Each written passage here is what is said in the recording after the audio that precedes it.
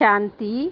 आज समझते हैं पूर्वज और पूज्य में क्या अंतर है, क्योंकि बाबा हर मुरली में कहता है कि तुम पूर्वज हो, तुम पूज्य हो, है न, तुम दाता हो, है ना। तो पूर्वज का रियल मीनिंग क्या हुआ? इसके पहले तो हम पूर्वज का मीनिंग ये समझते थे कि हम देवी देवता थे, है ना, जो मंदिरों में सब हमारी पूजा करते हैं, है ना। अब जो है हम फिर वही बन रहे हैं, है ना। पहले वो समझते थे, लेकिन बाबा के कहने का भाव ये नहीं होता है। पूर्वज का मीनिंग होता है हम एंजल हैं बाबा के, फरिश्ता हैं बाबा के, और बाबा हमारे थ्रू जिनको जो चीज़ देना है वो सभी आत्माओं को देता है ना। हम बाबा के पूर्वज हैं, है ना। अगर हम कहते हैं कि हम सभी के पूर्वज हैं, है ना, और तो इससे एक क्या होता है, ईगो का फीलिंग आती है ना, क्योंकि हम सबके पूर्वज हैं, मतलब हम हेड थे, हम बड़े थे, इस तरह की एक हल्की सी फीलिंग आती है। इसलिए इसको अगर हम ये समझेंगे कि हम बाबा के पूर्वज हैं, है ना, और बाबा हमारे थ्रू जिसको जो देना है, सुख शांति जिसको जो चाहिए वो बाबा देता है ना। अब वही पूर्वज जो है क्या होता है, इंजलिक स्वरूप, है ना। पूर्वज मतलब इंजलिक फरिश्ता स्वरूप, वही फरिश्ता फिर देवता बनती है ना, यानी पूजने योग बनती है ना। तो सतयुग त्रेता में तो देवता स्वरूप पार्ट प्ले करती है ना। और फिर द्वापर में क्या होता है, अपनी ही मूर्ति के वो खुद भी तो पूजा करती है, पूज्य से क्या बन जाती है, पुजारी बनती है। हम भी तो अपनी मूर्तियों की पूजा करते हैं, है ना। तो पूर्वज और पूज्य का मीनिंग रियल ये हुआ, लेकिन इसको समझते हैं पूर्वज कैसे हम बने। पूर्वज यानी निराकारी स्थिति, बीज रूप स्थिति, है ना, बिल्कुल खाली, सब कुछ आत्मा में मर्ज, थॉटलेस बॉडीलेस आत्मा, है ना। आत्मा अब बाबा के साथ संगम युग पर, है ना, फरिश्ता बनकर, लाइट बनकर कर्म में आएगी, है ना। सब कुछ खाली, है ना, थॉटलेस बॉडीलेस स्टोरीलेस आत्मा, है ना। अब संगम युग पर फरिश्ता बनकर बाबा के साथ कंबाइंड होकर मन के सारे खेल को देखेगी, है ना। मन में सारे संस्कार आ रहे हैं ना, सारे ड्रामा का चक्र कहाँ रिकॉर्डिंग है, मन के अंदर है ना। और आत्मा को संगम युग पर ही साक्षी होकर देखने की पावर मिलती है, अपने सत्य को भी जान पाती है और माया को भी जान पाती है ना, कि मैं कौन हूँ और माया कौन है ना। तो अब ये पावर कौन देता है, बाबा देता है संगम युग पर, परमात्मा देता है। तो मन में अब कैसे भी संकल्प आ रहे हैं, थॉट आ रहे हैं, फीलिंग आ रही है, बॉडी की सेंसेशन आ रही है, कर्म इंद्रिया का अनुभव आ रही है, आत्मा साक्षी होकर मन के हर खेल को देखती है, या किसी पर लाइट शाइन नहीं करती है, किसी से पहचान नहीं बनाती है। आत्मा संगम युग पर सारे जिम्मेवारी, सारे बोझ बाबा को दे देती है। लाइट का मतलब होता है नॉलेजफुल आत्मा। अब उसको नॉलेज हो गई है कि मैं संकल्प, थॉट, फीलिंग इस सब मैं नहीं हूँ, मैं इससे अलग हूँ। तो आत्मा संगम युग पर बाबा के साथ एंजॉय करती है ना, क्योंकि सारा बोझ किसको दे दिए हैं, परमात्मा को दे दिए हैं। तो आत्मा अब बाबा के साथ बातें करती है, रूहान करती है। हाँ, अब बाबा मन के सारे खेल को, है ना, देखने का जो है ना तीसरा नेत्र आत्मा को संगम युग पर ही देता है, जिसको त्रिनेत्री कहते हैं, इसीलिए आत्मा को, है ना, क्योंकि आत्मा अपने तीनों कालों को बाबा के साथ देखती है। तब आत्मा को क्या होता है, अपनी पावर की महसूसता होती है। आत्मा अपनी गुण और शक्तियों को रियलाइज करती है ना, यानी रियल आँखों से देख पाती है। रियलाइज का मतलब अपने सत्य को देखना तीसरे नेत्र से, है ना। तो महसूस करती है और खाली प्योर माइंड से, है ना, वो बाबा के साथ एंजॉय करेगी, है ना, जिसमें एक भी पुराना स्वभाव संस्कार का भान नहीं होगा, जीरो पहचान, है ना। तब उसकी पावर जो है, उस आत्मा की जो पावर है, शक्ति है ना, बाबा उसके थ्रू विश्व के सारी आत्माओं को देगा। है ना, जो खाली मन होगा आत्मा का, निराकारी मन को परमात्मा यूज करता है। निराकारी मन पर आत्मा परमात्मा लाइट शाइन करता है ना। और फिर उसका प्रकाश जो होता है ना, तब उस आत्मा का प्रकाश विश्व के सारी आत्माओं को मिलता है ना। और आत्मा क्या होती है, और वे आत्माएं भी सब अपने मन के बंधन से मुक्त हो जाती हैं, है ना। और आत्मा भी अपने सारे मन के बंधनों से मुक्त महसूस करती है ना। क्योंकि सारे बंधन क्या हो जाते हैं, संबंध बन जाते हैं, हारमोनी हो जाती है रिश्ते में, है ना। क्योंकि आत्मा किसी में मैं और मेरा नहीं लगाती है ना।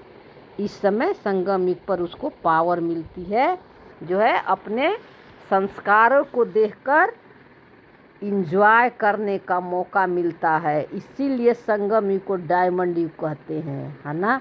आत्मा सबसे ज़्यादा जो है इंजॉय संगम युग पर ही करती है।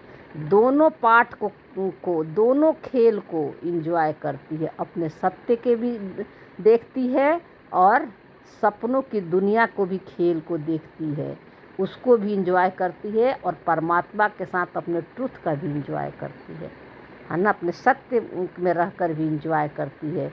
और सत्य में रहना मतलब उसकी शांति और खुशी कभी कम और ज़्यादा नहीं होता है संगम युग पर। इसीलिए तो संगम युग का इतना वैल्यू है ना। और इसको डायमंड युग कहते हैं, है ना। आत्मा कौड़ी से हीरे जैसी महसूस करती है अपने आप को, हमेशा चमकती रहती है, यानी उसकी सारी गुण और शक्तियाँ इमर्ज रहता है। जब आत्मा पूर्वज का पार्ट प्ले करती है संगम युग पर, फरिश्ता का पार्ट प्ले करती है, तो 850 करोड़ आत्माएं, जितने भी जनसंख्या है ना, सब आत्माएं का माइंड टू माइंड एक दूसरे से कनेक्ट है ना। जो आत्माएं आपके साथ कनेक्ट हैं, है ना, वही आत्माएं आपके आसपास मिलेंगी, है ना। रिश्तों में भी मिलेगी, नज़दीक के भी दूर के भी रिश्ते में, और जहाँ भी आप जाएंगे वो आत्माएं आपसे किसी न किसी रूप में ज़रूर मिलेंगी, है ना। सफ़र में भी कई मिल जाते हैं, तो कभी ना कभी हम मिले होंगे। हम सब आत्माएं एक दूसरे से कनेक्ट हैं। वो आत्माएं किसी और से कनेक्ट है, फिर वो आत्माएं किसी और से कनेक्ट है। एकदम चटाई की तरह हमारी जो है ना मन एक दूसरे से कनेक्ट है। कैसे तो चटाई होता है ना, जो आप कालीन बोलते हैं, कितनी बारीक बारीक धागा का सब बने हुए रहते हैं, और एक धागा दूसरे धागा से कितना मिक्स होता है ना, जिसको, और वही मिक्स ही उसकी खूबसूरती है ना। एक कलरफुल धागे से चटाई बन जाते हैं, क्या उसको बोलते हैं, जो कि कालीन की तरह जो कमरे के नीचे भी बिछाते हैं, है ना। तो वे इस तरह हमारा मन एक दूसरे से कनेक्ट हो जाता है ना।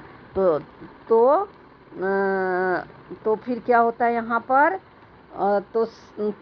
तो बाबा, है ना, हाँ, तब बाबा आपको जो है क्या करता है, आपको जो है आपके उस मन को बाबा यूज करके सारी आत्माओं को जो जिसको देना है वो देता है ना। क्योंकि सारी आत्माएं बाबा के अकाल तख्त पर बैठी हुई हैं, है ना। सारे मनों का, सारी आत्माओं का जो निराकारी मन है ना, वे सब मन बाबा के साथ कनेक्ट है ना। और बाबा जो है लाइट साइन सबके मनों पर कर रहा है। ये अलग बात है कि जो आत्माएं निराकारी होंगी, यानी सकारी माइंड और आकारी माइंड से खाली होंगी, साक्षी होंगी, है ना, वही बाबा के पावर को कैच कर पाती हैं, सब नहीं कर पाएंगी, है ना। लेकिन वाइब्रेशन बाबा सभी आत्माओं को देता है ना। तो ये कैसे कैच करेंगी, जैसे मान लीजिए, है ना, इसको समझने के लिए आपको बता, जैसे डाइनिंग टेबल पर हम खाना खाते हैं और 10 लोगों की चेयर लगी हुई है, हम 10 बैठे हुए हैं एक साथ, और एक लाइन से, जैसे एक गिलास से, है ना, तो हम क्या करते हैं, टेबल पर हम एक दूसरे को क्या करते हैं, गिलास को मूव कर सकते हैं ना। जैसे एक गिलास हमने लिया, फिर दूसरे को भी दे सकते हैं, तीसरे को भी दे सकते हैं। चेन बना हुआ है, एक लाइन से सब हम बैठे हैं, है ना। तो यह सब गिलास मूव करते हैं, सब जितने 10 मेंबर से 10 मेंबर तक वो गिलास पहुंच गई, है ना, एक दूसरे को पकड़ाते गए। वैसे ही बाबा अकाल तख्त अनलिमिटेड है, बाबा का अकाल तख्त अनलिमिटेड है, और बाबा के अकाल तख्त पर सभी आत्माएं, है ना, बैठी हुई हैं, है ना, क्योंकि बाबा भी अकाल तख्त है, अनलिमिटेड है, और आत्मा भी मास्टर अकाल तख्त है ना। सब बाबा के बूम में बैठी हुई है। अकाल तख्त का मतलब सब बाबा के गर्भ में बैठी हुई है। सारी आत्माएं बाबा के साथ कंबाइंड है। बाबा से कोई आत्मा अलग नहीं है ना। लेकिन बाबा इसलिए अनुभव नहीं होता कि सब मनुष्यता के भान में फंसे हुए हैं, माइंड बॉडी में फंसे हुए हैं, इसलिए बाबा को कैच नहीं कर पाएंगी। वे आत्मा कैच करती हैं जिसका मन पुराने स्वभाव संस्कार से बिल्कुल खाली, है ना, सब कुछ मर्ज हो गया है, वो परमात्मा के शक्ति को मर्ज करेंगी, है ना। तो सब आत्माएं बाबा के गर्भ में बैठी हुई हैं, है ना, और एक दूसरे को शांति को कैच करती हैं। तब हम कहेंगे कि हम पूर्वज हैं और पूज्य हैं, और हमसे सभी आत्माओं को पावर मिलती है ना। और बंधन क्या होता है, संबंध बन जाता है। हाँ, तो बंधन को संबंध बनाने के लिए पहले हमको क्या बनना पड़ेगा, पूर्वज बनना पड़ेगा। जब हम पूर्वज बनेंगे तभी पूज्य बनेंगे, यानी फरिश्ता बनेंगे तभी देवता बनेंगे, है ना। तो पूर्वज और पूज्य में ये अंतर है, ठीक है ना। अब यहाँ पर एक चीज़ ध्यान देने वाली बात है कि सभी आत्माएं बाबा के गर्भ में बैठी हैं, यानी कैसे बैठी हैं। तो जैसे एक छोटा बेबी होता है, माँ के गर्भ में होता है ना। छोटा बच्चा माँ के गर्भ में होता है तो कुछ करता है, सिर्फ माँ के गर्भ में बैठा हुआ सारे काम उसका माँ करती है।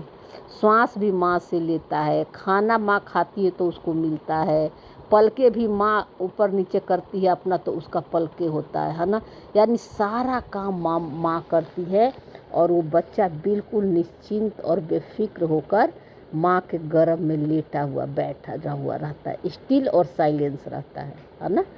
उसी तरह परमात्मा, सारी आत्माएं बाबा के गर्भ में बैठी हुई हैं, और करण कराउन हार सब फिर परमात्मा हो जाता है ना। आत्मा बैकग्राउंड रहती है केवल, है ना।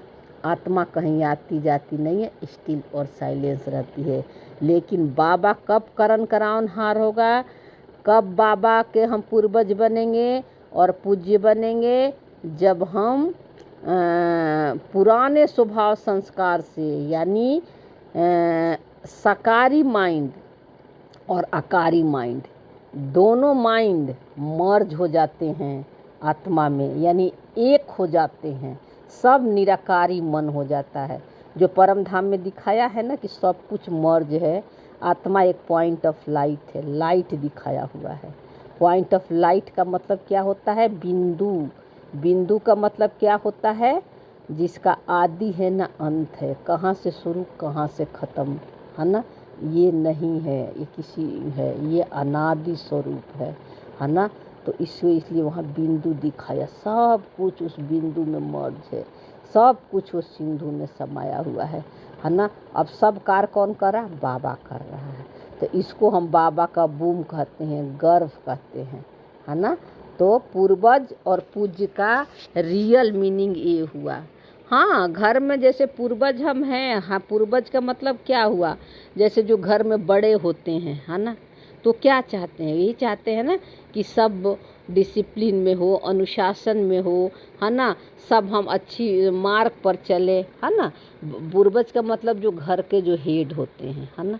उसी तरह जब हम ज्ञान में चलते हैं, बाबा हमें समझ दे देती है, तो जैसे जैसे हम परमात्मा वाली संस्कार को एडॉप्ट करते हैं, आत्मिक दृष्टि आने लगती है, तो इसका प्रभाव घर वालों पर भी पड़ता है, आसपास वालों पर भी पड़ता है, है ना, क्योंकि हम स्वयं को बदलते हैं, स्वयं को चेंज करते हैं, स्वयं पर अटेंशन रखते हैं, तो इसका वाइब्रेशन उनको भी जाता है और उनको भी उसी दृष्टि से हम देखते हैं, है ना।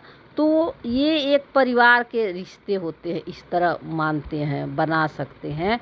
लेकिन हम ये नहीं कहेंगे कि हम पूरे विश्व के आत्माओं के पूर्वज हैं, दाता है, नहीं, हम परमात्मा के पूर्वज हैं, है ना। पहले हम परमात्मा के पूर्वज बनते हैं, फिर परमात्मा खुद पूज्य बनाता है ना। तो Om Shanti. Thank you Baba.